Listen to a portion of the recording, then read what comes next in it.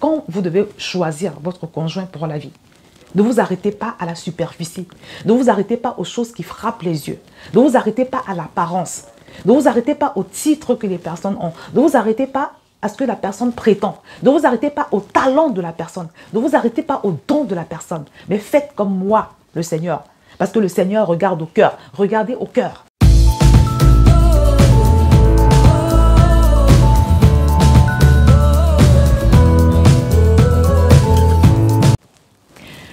Bonjour à tous, bienvenue à tous les célibataires passionnés de Dieu.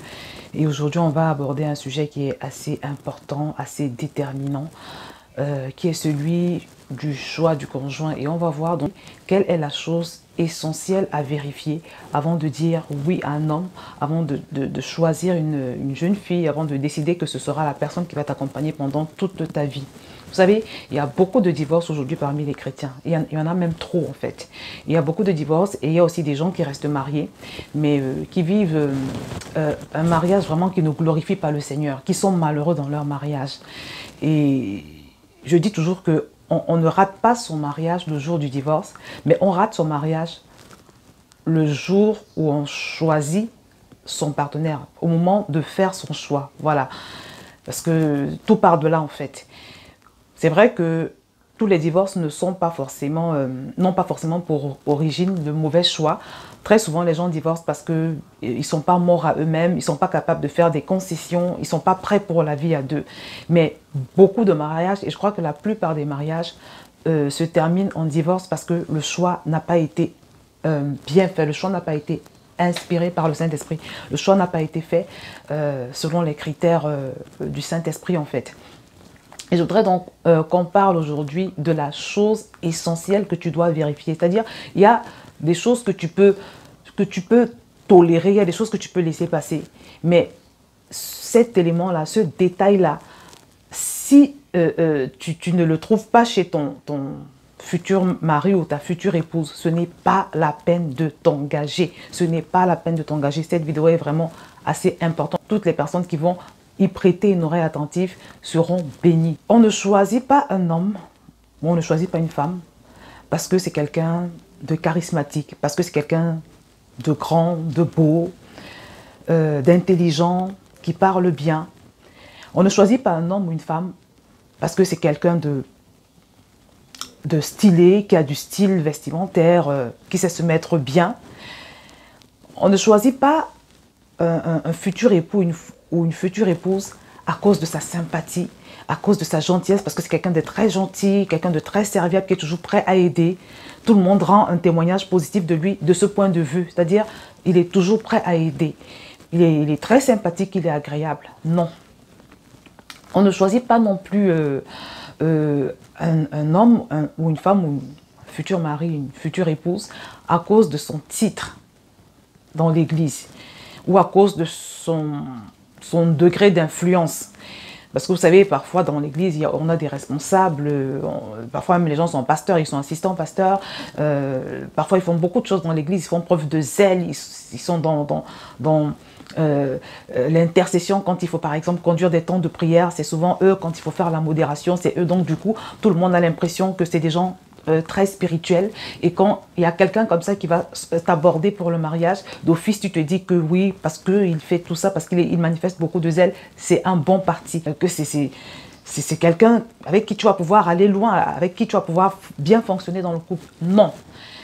Quel est ce critère, quelle est cette chose à laquelle tu dois regarder avant de choisir ton partenaire, avant de décider que celui-ci est l'homme avec qui je vais faire ma vie, celle-ci est la femme qui va m'aider pour qu'ensemble nous puissions accomplir la destinée que le Seigneur a pour nous. La chose que tu dois regarder par-dessus tout, mon frère, ma soeur, c'est son cœur. C'est son cœur. Qu'est-ce qu'il y a à l'intérieur de la personne? Quel est son niveau de crainte de Dieu? Quel est son niveau d'intégrité? Quel est son niveau de poursuite de Dieu? Jusqu'où est-il capable de renoncer à lui-même ou de renoncer aux choses pour le Seigneur? C'est ce que tu dois regarder, mon frère.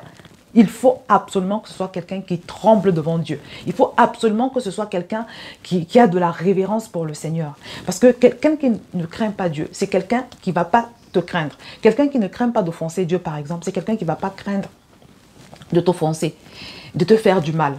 Ce que je te dis est tellement déterminant parce que j'ai vu beaucoup de choses, j'ai vu beaucoup de filles de gloire, de filles de destinée tomber sur des bandits, comme je les appelle souvent, tomber sur ou alors des personnes qui avaient un très bon témoignage dans l'église, qui avaient même des postes de responsabilité, mais qui à l'intérieur étaient vraiment, je ne vais pas dire pourris, mais qui étaient des machines à détruire, des véritables machines à détruire. Vous savez, parce que le zèle n'a rien à voir avec le caractère de Christ. Le zèle qu'on peut manifester dans la maison de Dieu, par exemple. Le zèle qu'on peut manifester n'a rien à voir avec la consécration, n'a rien à voir avec la crainte de Dieu, n'a rien à voir avec le désir qu'une personne peut avoir de laisser Christ vivre en elle. Le désir qu'une personne peut avoir de plaire à Dieu par-dessus tout. Le zèle n'a rien à voir. Une fois de plus, ne vous fiez pas au titre des gens. Ce n'est pas parce qu'il est pasteur, c'est pas parce qu'il est chanteur international, célèbre, rempli de dons et de talents. Non. Le talent, c'est une chose. Le cœur, maintenant, c'est autre chose. Regarde toujours au cœur de la personne. Vous avez tous entendu parler de ce scandale d'un chantre, d'un grand chantre que moi je ne connaissais même pas spécialement avant, qui est assez célèbre et qui est même devenu pasteur ces derniers temps, et qui s'est séparé de sa femme a divorcé, et elle a dit beaucoup de choses en fait. À un moment donné, elle a parlé, on va dire ça comme ça. Les gens lui ont d'ailleurs fait des reproches, mais moi je pense que quand un homme ou une femme a déjà trop perduré dans son péché et que les choses se révèlent comme ça au grand jour, ça veut dire que Dieu l'a exposé. Dieu a tellement patienté que et il a vu que la personne ne changeait pas et puis finalement il a choisi de l'exposer. Donc moi je dis quand c'est comme ça, il ne faut pas critiquer la femme. Toujours est-il que la femme témoigne de tous les malheurs qu'elle a vécu avec cet homme qui a pourtant l'air très spirituel. Il a un sourire charismatique, je vous assure quand vous le voyez, vous ne pouvez même pas imaginer, vous ne pouvez même pas soupçonner. Elle a dit beaucoup de choses concernant cet homme. Il la frappait très violemment, il la trompait plusieurs fois, il l'a trompée avec d'autres femmes. Et l'élément qui m'a le plus marqué, c'est quand elle raconte, c'est l'épisode où elle raconte comment un jour, il l'a enfermée dans une pièce, dans leur chambre. Et il l'a frappée pendant près d'1 heure avec une ceinture. Et c'était assez violent. Elle était enceinte de 5 mois, je crois. Il l'a frappée.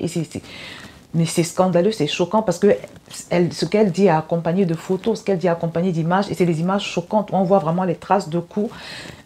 Du moins, cet homme qui est chantre international de l'Éternel, on va l'appeler comme ça, l'a fouetté, il l'a bastonné, mais sérieusement, il l'a fouetté jusqu'au sang, comme un animal.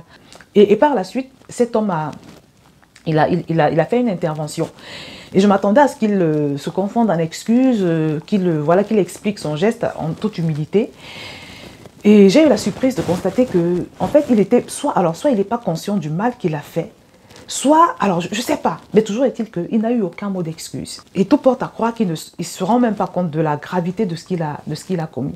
Et ce qui était étonnant dans son intervention, parce qu'il était en train d'être interviewé, c'est que quand tu regardes l'homme, quand tu observes l'homme, d'abord c'est quelqu'un de beau, il a une belle apparence, il est beau physiquement. Il est posé quand il parle. Il a une apparence charismatique. En fait, on ne peut même pas reprocher à cette fille on ne peut pas trop lui reprocher en fait d'avoir choisi cet homme. Parce que je pense que la plupart des filles se seraient fait prendre au piège.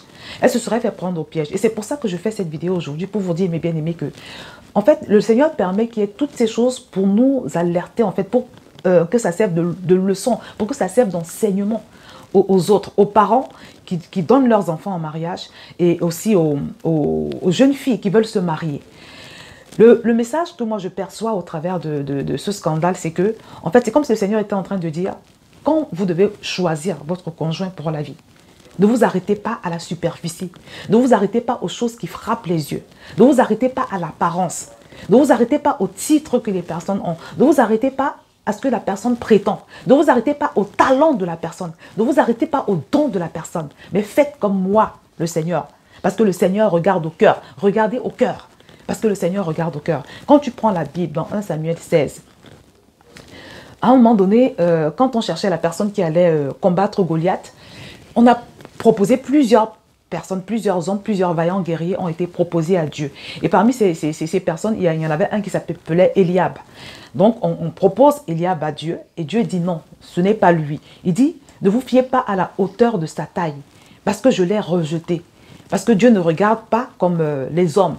Les hommes regardent à l'apparence, mais Dieu ne regarde pas l'apparence, il regarde au cœur. Dieu ne regarde pas l'apparence, il regarde au cœur. Et finalement, la personne qu'on a choisie, c'était David. David qui était un pauvre berger insignifiant, même pas du tout grand détail. En plus, c'était un adolescent. Mais c'était le choix de Dieu. C'était le choix de Dieu parce que Dieu a regardé son cœur. Dieu a regardé son potentiel. Dieu n'a pas regardé à ce qu'il pouvait avoir comme apparence, comme chose qui frappe les yeux dans l'immédiat. Il a regardé à son cœur. Et je voudrais donc te dire, ma soeur ou mon frère, qu'au moment de choisir ta femme ou ton épouse, imite Dieu. Regarde à son cœur. Je le redis, tu dois vérifier son niveau de crainte de Dieu, son niveau d'amour de Dieu, le niveau jusqu'où il est capable de perdre des opportunités pour le Seigneur, le niveau jusqu'où il est capable d'être frustré, de ne pas coucher avec toi avant le mariage pour le Seigneur, le niveau où il est capable de renoncer à pratiquer la fraude, à pratiquer des choses louches pour le Seigneur. Observe son niveau de crainte de Dieu, son niveau vraiment, alors, de tremblement, si je peux le dire ainsi, devant Dieu. C'est le plus important. Observe son cœur. Observe son cœur. Observe son cœur. Prends le temps. Prends le temps. La Bible dit qu'on reconnaît un arbre à son fruit.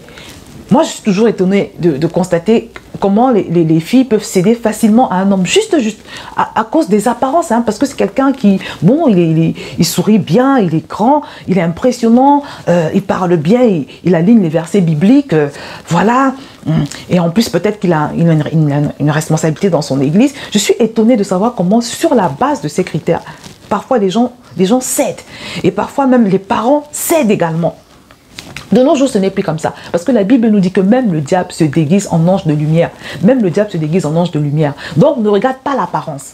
J'insiste, je le dis et je le redis. Regarde au cœur de la personne. Regarde son témoignage. Quelles sont éventuellement les personnes qu'il a connues avant toi? Faites attention à ceux qui sont divorcés.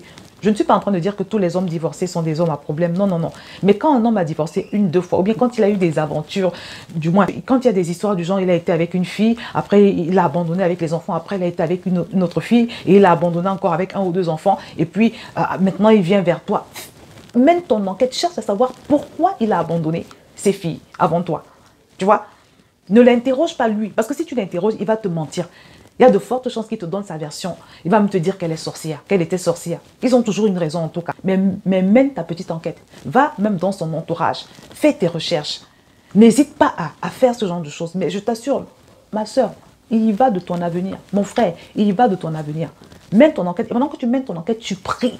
Tu pries. Tu sollicites le Saint-Esprit. Tu dis, Saint-Esprit, aide-moi. Saint-Esprit, montre-moi les choses cachées. Saint-Esprit, conduis-moi. Saint-Esprit, dirige-moi. Parce que je vous dis, mes bien-aimés, si vous ne prenez pas toutes ces précautions, si tu rates ton mariage, tu as raté ta vie.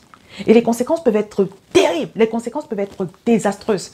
J'en connais beaucoup qui ne se sont jamais relevés après leur divorce. Donc, l'enjeu est quand même assez important.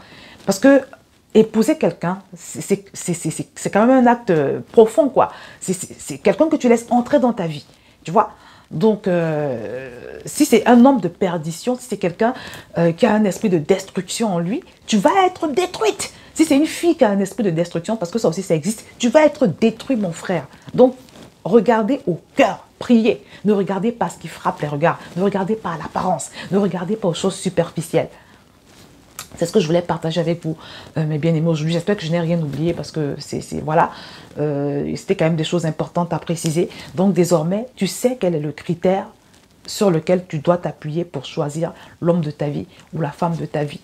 Tu dois regarder au cœur, de la même manière que Dieu avait regardé au cœur de David avant de le choisir. Parce que la Bible dit que c'est de l'abondance du cœur que parle la bouche, par exemple. Et Jésus dit aussi, dans la Bible, quand il s'adresse aux pharisiens un jour, par rapport à un reproche que les pharisiens lui avaient fait concernant ses disciples qui ne se lavaient pas les mains avant de manger, Jésus leur a dit que non, ce n'est pas une histoire de se laver les mains ou de ne pas se laver les mains qui souille l'homme. Mais ce qui souille l'homme, c'est son cœur, parce que toutes les mauvaises choses partent du cœur. L'impudicité, l'adultère et tout cela part du cœur. Donc si quelqu'un a un mauvais cœur, tu ne pourras rien faire avec cette personne. Tu ne pourras rien faire de bon avec cette personne. Donc, tu le sais désormais aujourd'hui. Plus question de te fier aux critères superficiels, à l'apparence, aux choses qui frappent les regards. Mais une fois de plus, regarde à l'intérieur de la personne.